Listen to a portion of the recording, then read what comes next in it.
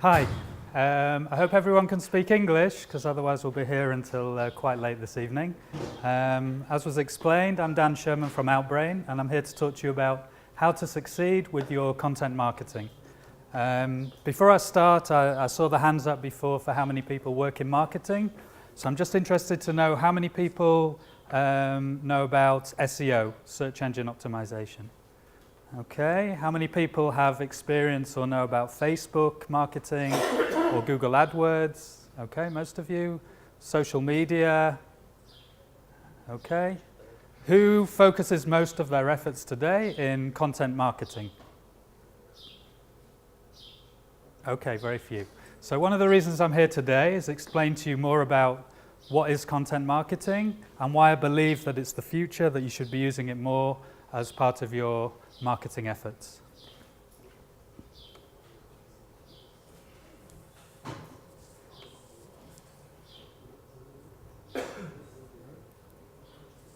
Okay, very quickly about me. I came to Israel 14 years ago, lived in Jerusalem for 8 happy years, and now live in Modi'in. And most of my working career has been dedicated to online marketing, performance marketing, and conversion optimization. I started off in Delta 3, a VoIP company down the road in Malcha. I then moved to Conduit in Rehovot, where I had 6 happy years there. And for the last 12 months, I've been working in Outbrain. Outbrain, I'll talk about in a second. A lot of my work has involved content marketing, and I'll explain a few tips and a few best practices later on.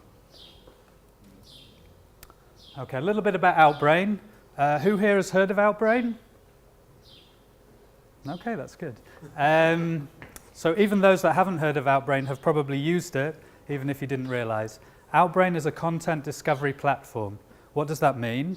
It means that any business that wants to promote their content can do that via the Outbrain network.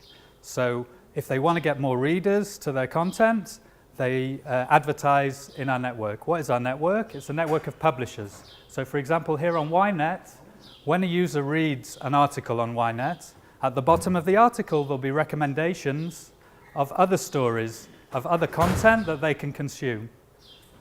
If they're interested in that content, they'll click on it and they'll go to read some more. That's how people spend their time on the internet. Some of that content will be on the same site. Some of it will be on a different site, a site that an advertiser or a marketer has paid to promote. So Outbrain's one of the, well, we are in fact the first company that entered this content discovery space. We work with some of the leading publishers and advertisers across the world, as well as also in Israel. And our big advantage is our reach. Just like you would say with Facebook, we have a huge reach. People are reading on CNN, on Mashable, on Ynet. A lot of people are reading, a lot of people are consuming content, and so we're able to reach these users and present them with content that we believe is relevant for that individual user at that time. Okay, so that's Outbrain. Now, we've talked today in the various different talks about the customer, or the lead, or the potential customer that we want to attract. So to go right back to the start, doesn't matter if you're talking about content marketing or any other type of marketing, let's see who our customers are and what they're doing, how they're spending their time. So it's already been discussed about the customer journey. I don't know about you, but I don't wake up in the morning and think, yep, I'm going to buy those shoes. Well, maybe my wife does, but that's a different story. Basically, there's a whole process of a buying cycle that comes from the discovery, which is when the user realizes that this product or service exists. Then they consider different options. They've decided they're interested in this particular product. So they consider different options, different companies, different prices. They check out reviews. They go to different sites. And then the final process is conversion. Now what's interesting is the first time I saw this is both in my experience up until recently, and I think that's the case for most marketers, we focus just on the conversion part. When the user gets close to becoming our customer, we optimize, we test, we try to get them to complete the process, to become a lead, a customer, or whatever. It's very important that we consider the other parts of the funnel in order to get the maximum number of potential customers into our final part of the process. And this has already been mentioned before. The ZMOT study done by Google backs this up. It says it takes 10.4 sources of information in order to make a decision. Users are searching for different pieces of information as part of their cycle of determining if they're interested or not interested in buying your product. So let's look now at how people are spending their time online. So online shopping at the top there, 5%. That's great, 5% of time is online shopping. That's when they're actually making the purchase. Then you have 21% in search. Now a large proportion of the searching is happening at the end of the process, towards the conversion, when they're searching for something towards the point where they get to your site and they sign up or purchase something. So what does that leave? 74% is basically users consuming content. They are looking at content, whether it be on multimedia sites like YouTube, checking their emails, on the social networks, and actually reading articles, reading content itself. So we need to be there. As marketers, we need to be communicating with our potential customers when they're consuming that content. So I'm not the first person to think of this idea.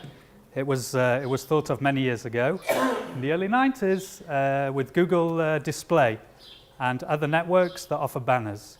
And that was great. Someone's reading an article, we can advertise our product on the side on a big banner. Buy my products, that's great. That used to work quite well, but as time went on, people became less and less engaged with these banners for two reasons. One, they appear everywhere and too much.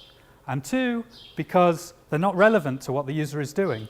If I'm reading an article about football, I'm not interested that there's a 20% off holiday to Barbados. And that's what we're exposed to on a very regular basis. So you see from this eye tracking study, people are just ignoring these banners. They just don't relate to them. That's bad for our business. We're wasting money. And the numbers speak for themselves. This was a graph that actually finished in 2007, but you get the point. Back in 1996, 7% of banners were clicked on. The click-through rate was 7%. That's great. You get much more exposure, you get more users. But already by 1999, users had kind of caught on and they weren't interested. They weren't clicking on it anymore. Is anyone running Google Display ads? Google banners? Okay, one or two. Now, I'm not saying that it doesn't succeed, but obviously you can see from the numbers and the way things are going, this is not the solution for attracting discovery of awareness of new customers. And it's becoming less and less cost efficient. I'm not going to get into the argument about Facebook, if it's good, if it's bad, if it works, if it doesn't work. That's a different discussion. But what I will say is Facebook is getting more expensive. Now, Facebook, you can get more reach. Hopefully, if you do the campaign well, you can get more customers. However, the cost of advertising on Facebook in general is increasing significantly. Why? Because most of you are doing it. The more people that are advertising on Facebook, the more competitive it is, the more the prices go up. So you have to be very specific and very good at Facebook marketing in order to succeed. Google is also improving. I understand that your field is very good and they're trying to go forward to this kind of solutions. They just published a few weeks ago that they're going to give some kind of system that look like yours. Yeah, which is good. Facebook is entering our market. Google is entering our market. Yahoo has already entered our market. Competition is good. We hope that we're 2 steps ahead in Outbrain, that we've started in 2005. We've learned a thing or two about what users are clicking on and what they're interested on, and we welcome the competition. But in the meantime, for all of you that are advertising on Facebook, you should know that over time the prices are likely to go up, which means that it will become more and more difficult to run campaigns that are going to be ROI positive, that are going to bring you more money back than when you than the money that you spend. So, yes. I hear that Outbrain is also a very prestigious company, and only the big ones can use your service. I'll be happy to talk about like small or medium business. Okay. I'll be happy to talk about Outbrain afterwards. What I will say is we have a DIY platform just like Google AdWords, where you can, as a small business, and we have thousands of them that are running successful campaigns, you can sign up, you can have your content being distributed on big sites like CNN or Ynet or whatever is your market within a couple of hours, and for as little as $10 a day. So I believe that small businesses can succeed with Outbrain as well. Okay, so basically we've looked at banner ads, we've looked at Facebook, Google, the price is going up. What are we trying as marketers to achieve? We are trying to find alternative sources of traffic or of users where it's relevant to that particular potential customer at the time that they're surfing. The messaging that we're pushing to them, that we're advertising, is relevant to their experience at the time. It may not be when they're purchasing, it could be right at the beginning of the cycle, and it's cost effective. It has to be worth our money, because our aim is to put money into something, get more money back, and then we can scale up and spend more. Okay, so trust.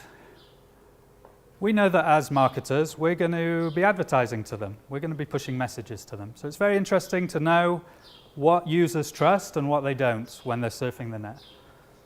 So if we look at the bottom of the list, as we talked about banner ads, online banner ads, text ads on mobile, display ads on mobile, ads on social networks, which is also interesting given the discussions we've had. In general, people trust these messages from companies less. They're less inclined to engage with them, to click on them, and to proceed afterwards. Then we look at the top of the list. What do people trust most in terms of advertising? Recommendations from people I know. Branded websites, that's an interesting one. We'll come back to that. Consumer opinions and editorial content, such as newspaper articles. When people are on a well-known newspaper site, whether it be CNN or Ynet or whatever, they trust the content that they're getting will be believable. So if your content blends in with the content of the website, of the news site, then they'll tend to trust you and the messaging that you're pushing through. And this says it all. 82% of consumers like reading content from brands or businesses if it's valuable. This is the key. And I think ties up with a lot of the discussions that have happened today. The value of your content. Now, I'm sure you know you could search for anything in Google and find content about it. Everyone has written about pretty much everything today. Now, you have to stand out. You have to make sure that your content, your expertise, you could have a small business, you have an expertise in that particular area that is your business. Talk about it. Write about it. Don't try and copy others. If your content is valuable, then people will engage with it and they will continue to come back and they'll want to learn more from you. If not, then you're just wasting your time and your money. So this content marketing buzz that's taking over in the marketing world over the last couple of years, it's no surprise that digital marketers are looking at content marketing as a major part of their marketing budget in 2015. And in terms of companies, whether it be B2B or B2C, content marketing is being used very, very extensively to bring in more leads, to bring in more business. So let's look at a couple of big companies that have tried content marketing very successfully. Another Lego discussion, something slightly different. Who saw the Lego movie last year? Probably their kids dragged them along to see it. Okay. Lego produced this movie, cost them hundreds of millions of dollars. It was phenomenal. Who was their target audience? They thought, who was our audience? And we already learned today that most of their target audience is not the weirdos, but boys from 7 to 12 years old, kids. So they produced a movie for kids to gain awareness from the kids. What do the kids do once they watch this movie? They say, Mummy, Daddy, I want that Lego, I want that Lego. The sales of Lego increased 15% immediately after this movie came out. 15% for a huge company, and they became the largest toy company in the world. I'm not saying just because of this movie, but it very much helped them. Why? Because they took a concept, they knew who their audience was, and they engaged and entertained them.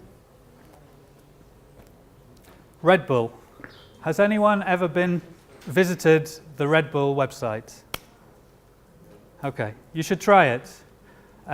There's not one can of Red Bull appearing on their website. Their entire marketing strategy is around content marketing.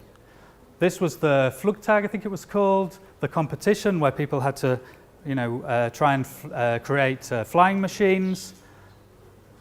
Red Bull are in a very competitive market. Their market is energy drinks. Now, there's loads of different types of energy drinks out there.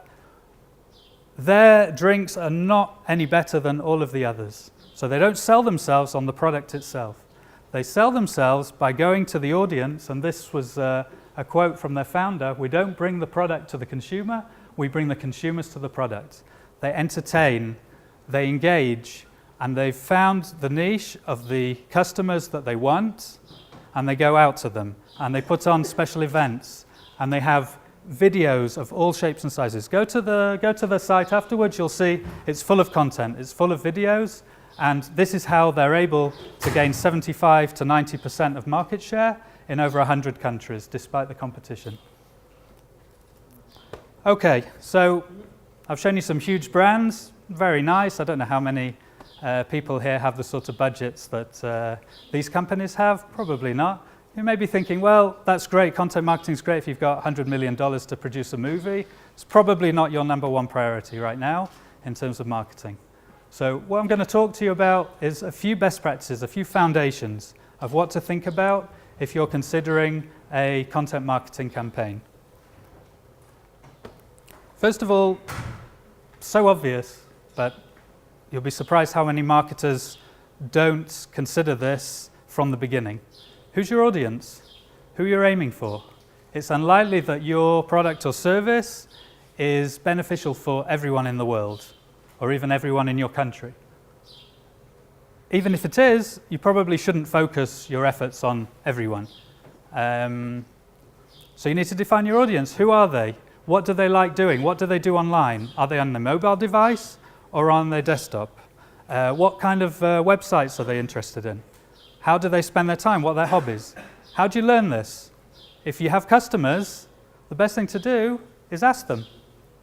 Contact your customers. We as marketers spend a lot of our time talking between ourselves about who our customers are, who they should be, but very little time speaking to them directly. You'll be amazed how many insights you get and how you can find more of them as a result. If you're not willing to do that, speak to your customer service or your sales team, because they're the ones that are in touch with the customers directly. And you can learn so much from them that will define who your audience is. Yes? You're thinking a lot about how a lot of marketers don't even think about defining their audience. But the problem is, a lot of, say you're in a startup, and the startup's aim is, creating some social initiative in Israel. And from an ideal perspective, their whole audience is everyone in Israel. Now, obviously, it's not going to turn out like that, but do you really want to, at such an early stage, box yourself into a position where you're marketing for one specific audience as opposed to keeping all your options open? Okay, I think if you're able to do that with your product and talk to every different type of person in one general way. Sorry? The question is it as effective? No. In my experience, definitely not. Segmentation, which I haven't gone into too much detail here, is critical for the success of... You end up with the question that is it worth investing the time and money? It's slightly less effective marketing, but it's a much bigger crowd, as opposed to more effective marketing, so it's more. My recommendation is to start with one segment. See if it works. If it works, move on to another segment. That's much more effective than looking at the whole picture, because if it doesn't work, or even if it does, you haven't really learned anything more. Okay. So we've defined our audience. Now we need to know what are our goals. We saw before that people don't just wake up and make a purchase. They need to gain awareness of the product or the service, then they consider it, and then later on they convert to a lead or a purchase. So let's say you have a new startup and you want to gain awareness. So when you're looking at your results, when you have a campaign or even planning the campaign, you don't want to be looking at how many people have purchased your product. That's not the goal, that's not the aim. You want to be looking at how much traffic you get, how many impressions you get, how many people are searching on Google for your brand name. Those are much more important metrics, and that's how you should judge the campaign. People make the mistake of looking all the time for the sales, the sales, the sales. If your goal is to get more sales and more conversions, then great, then look at that. If not, look at other things. Okay, now we've decided we're going to run a content campaign. What kind of content we're going to create? Okay, it's been talked about before, up at the top, owned properties. That's content that sits on your website or on your blog. Blog is by far the most popular way of creating content. It's usually quite easy, and you're in control of it. You control the page, the pages, the whole the blog site. I'd like to recommend, it's been talked about very briefly, earned media. What is earned media? This is reviews, recommendations, testimonials, not from your site, not from what you're trying to promote, but that other people are saying about you. I'll give you an example. We at Outbrain were looking to work with a video company to produce a video for Outbrain, and we looked at various different companies that can produce videos, and the pricing and what they offer and the benefits and everything else. I stumbled upon a website that had a testimonial, a video testimonial, which I think are great, from some customers that had worked with one particular video company. And they said how great the company was, and their service was great, and they were really fast, and they really understood what they needed, and they produced great videos.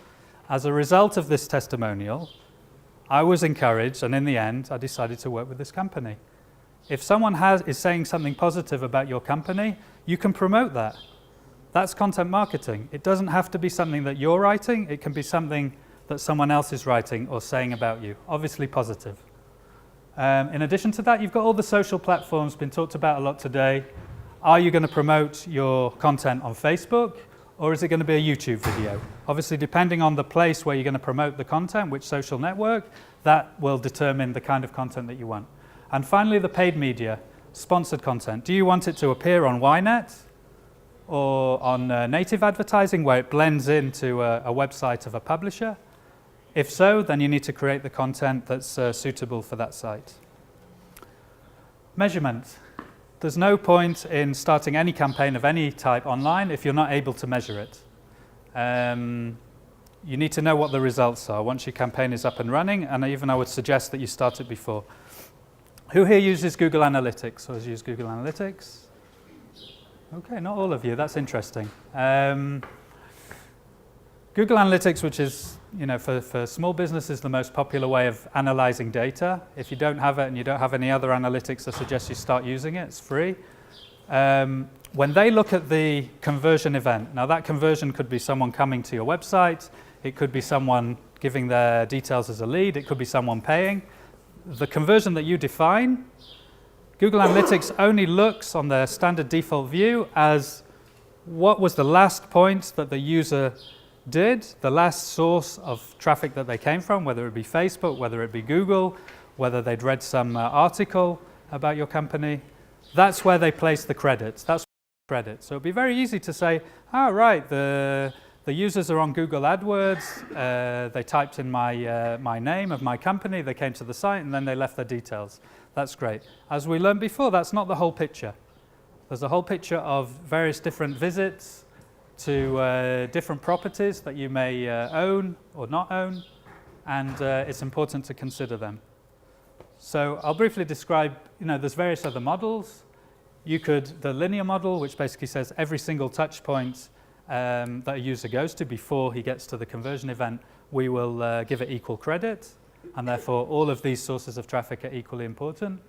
You could say, okay, the first point of contact is my only relevant thing. After they've come and they've interacted with my content, with my site, they could come back 100 times, I'm not interested. That's where I'm going to place my importance. That's where I'm going to give the credit or the attribution for the sale or of the lead.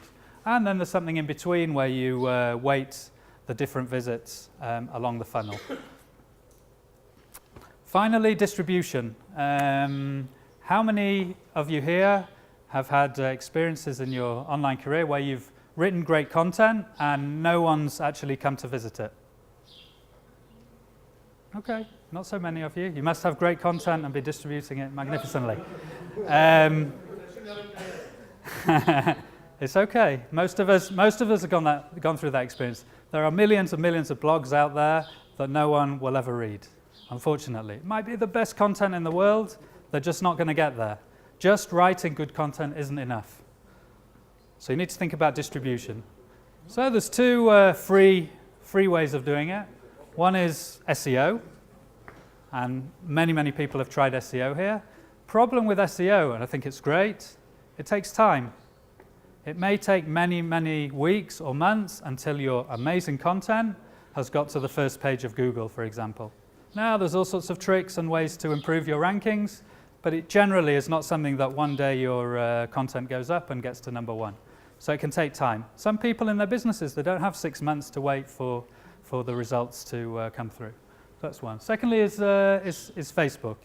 Now, as we said before and has been discussed, Facebook are much more happy if you as marketers will spend money to promote your content than just putting that content out there for free as organic listings.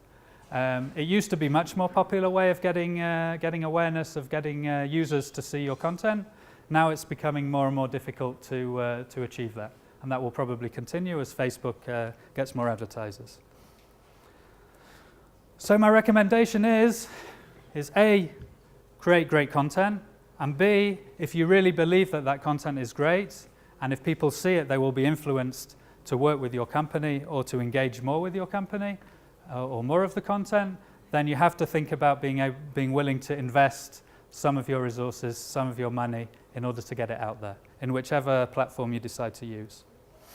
Okay, just in the last couple of minutes before I finish, I just want to give you a few quick best practices of, this is an English article. Sorry about the content title, Bacon Wrapped Stuffing Bites. Probably not the most appropriate for the Jerusalem audience. I apologize, I'll change it next time.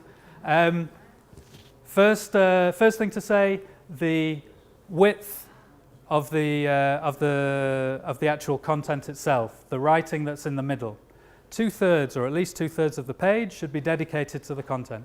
Up to 1/3, as you see on the side, they've done it way too much. They put too many messages there, but up to 1/3 can be used for additional messages, additional promotions, getting their email, etc.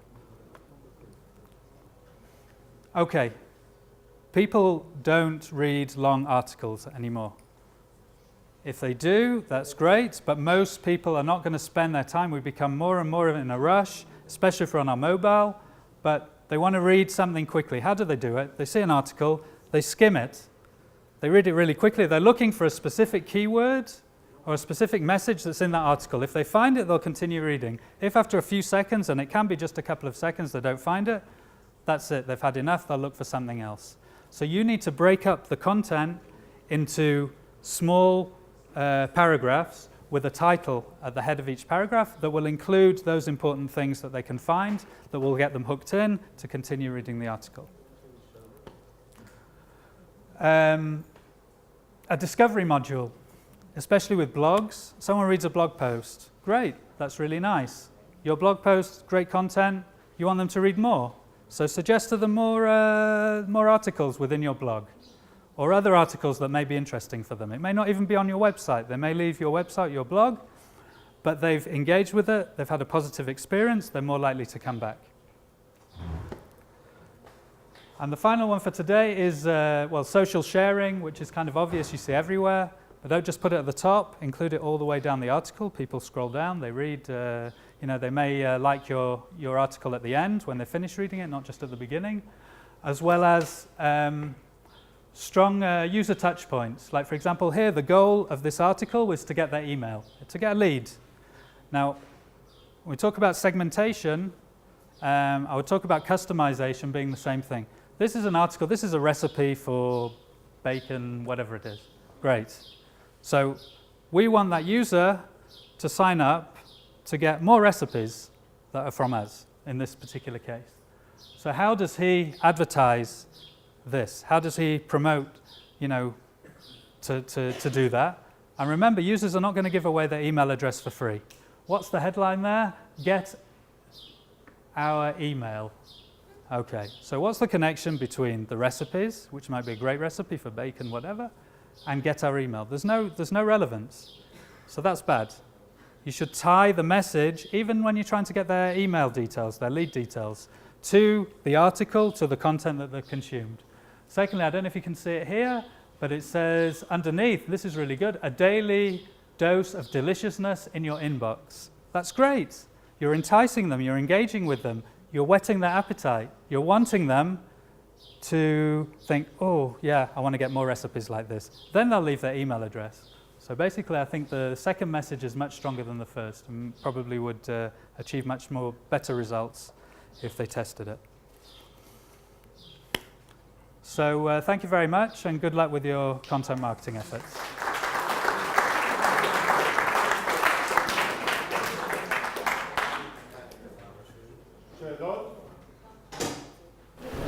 I have two questions for you. One is, in your recommendations, how much, like what's the percentage of articles that are like paid articles by your clients, and what other content like you just showed in the same line, and what do you do to prevent your clients from being too promotional in a way that irritates the reader? Clients, you're talking about the marketers, the advertisers. Okay. So the first question is that we are guests. As Outbrain, we're talking about we put our recommendations, our widget recommendations, on a publisher website. So we are guests of that publisher. So we have to be, we've built a very sophisticated algorithm that every user will be recommended something specific to them based on what they're interested in, where they've been surfing, what they've been doing on the site, etc. The publisher generally decides the rules as to how many recommendations they want, how many of them are part of their site, how many of them are adverts. In the end, it's up to the publisher. There are publishers that want to make as much money as possible, and they're being paid for every user that's clicking on an advertised, a promoted post. And there's others that are using it pretty much, or sometimes 100%, just to increase engagement. They don't want money from these advertisers. They want just engagement. They want people to continue onto their site. So the algorithm works the same. We recommend the user other articles within the same site. That was the first question. The second one, how do we check, how do we make sure that people don't get annoyed? In the same way we had banner blindness, Outbrain works very, very hard to make sure that this doesn't happen in the world of content discovery. How do we do that? We check every time someone wants to submit content, and it's not just the content itself that we're checking. We manually check every piece of content along with the image, if there's an image that goes with it, and the headlines themselves. So clickbait, which is encouraging people to click on something in order to get them to some content which maybe is not relevant to what the message is. We're very careful to make sure that that's avoided because we don't want it to be that users will become blind to the ads. They have to get a positive experience. They have to get value from the content they're reading. Yeah. This isn't exactly specifically Outbrain, it's a general marketing question. So there's a whole new section of marketing developing in the last couple of years with crowdfunding. There's two different kinds. There's micro investing and there's crowdfunding, where people just fund Indiegogo, Kickstarter, all those type of stuff. And the people are every different company comes out with their own theory handbook of how to market in the best way. And really, my question is, just because someone's on your website, on your campaign, how do you get them to actually like it so much that they're willing to donate money? It's a good question. First of all, when we talked about segments, the question that you had before, crowdfunding is a segment that Outbrain is one of our focuses. Many different segments, but that's one of them. Again, it goes back to you need to think that particular user. Where are they in the funnel? There's a point where they get their wallet out and they're saying, "Yeah, I'm willing to invest in this company." Does that happen? Does that happen immediately, or is there a warming up process? You don't go up to someone straight away and say, "Here, will you give me some money for my product?" you have to warm them up, you have to maybe give them some additional information before, and then the final stage, it could be after 2, 3, 10, 20 different engagements, that's when you bring them to the site. Don't be too keen to throw them to the point where they have to make a decision to pay. Yeah. Okay, Dan, thank you very much. Welcome. אני מודה לכם גם כן, אני בכל סיכום אני גם מודה לאחרים, באמת לכל חמישה שבאמת לקטע אותנו בחודשים האחרונים באמת בכל מה שקשור לכנס, ונשמח באמת, כפי שאמרתי, על המשך השיתוף פעולה. כפי שאמרתי, תבקרו באתר של הכנס, יהיו שם את המצגות ואת ההרצאות, גם כן נשמח לשמוע באמת משהו ולשמוע פידבק מכם. יש לנו כל הכוונה, מה שאומרים, לדעתי, יוצא לשם בשנה הבאה להיות כאן עוד פעם. אז... דף פייסבוק, אם הוא יצטרף. לא שמעתי? שלא יצטרף, דף פייסבוק שנפתח השנה. אוקיי, אז כל פעם אני מקווה שבאמת נהניתם ושיהיה לכם המשך יום נעים. תודה.